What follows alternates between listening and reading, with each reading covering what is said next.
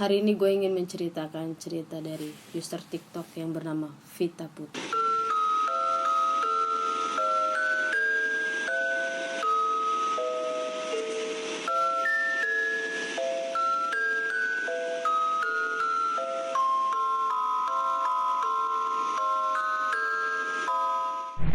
Selamat malam penonton santuy. Pada tanggal 1 April 2021, Vita telah mengunggah ceritanya di akun pribadinya. Vita ini bekerja sebagai pramugari di salah satu maskapai yang ada di Indonesia. Hari itu, Vita di penerbangan Jakarta menuju Jogja. Dan di hari itu, Vita kebetulan bekerja, ditugaskan untuk di bagian kabin belakang bersama salah satu partner kerjanya yang menurut Vita itu dia tuh sangat peka dalam hal-hal mistis. Kita sebut aja teman Vita yang peka dalam hal mistis ini kita sebut si A.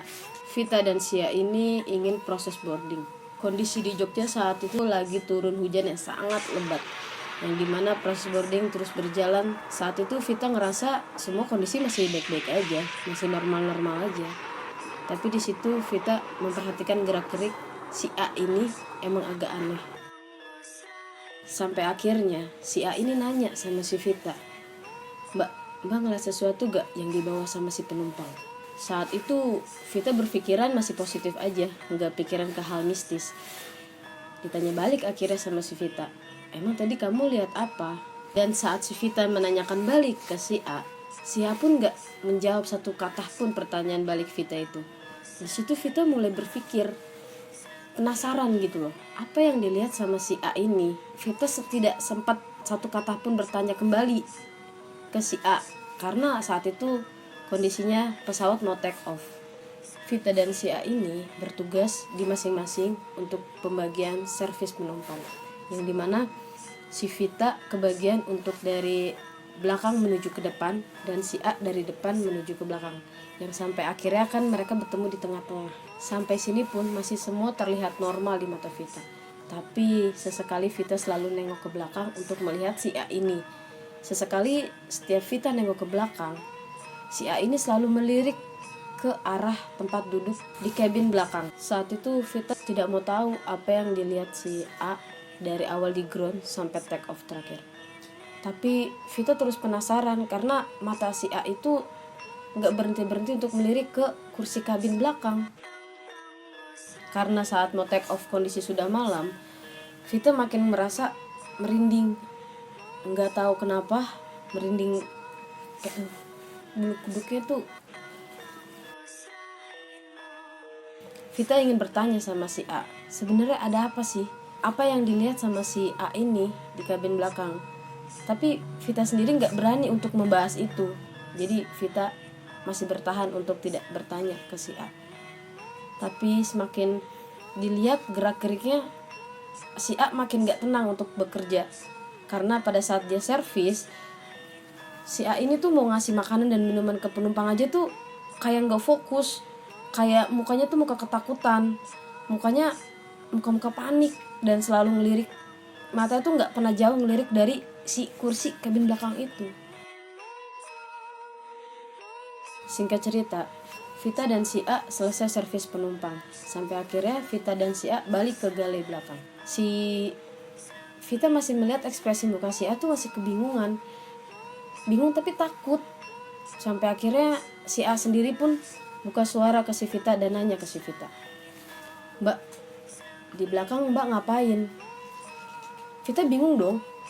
Karena emang saat servis itu si Vita sempat ke belakang karena ngambil tisu untuk penumpang, karena stok yang dipegang Vita tuh habis.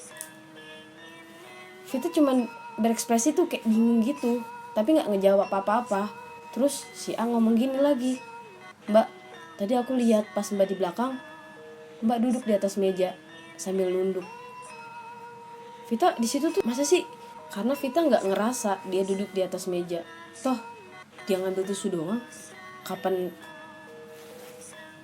gua, ibaratnya kalau gua Vita ya, kapan gua duduk di atas meja?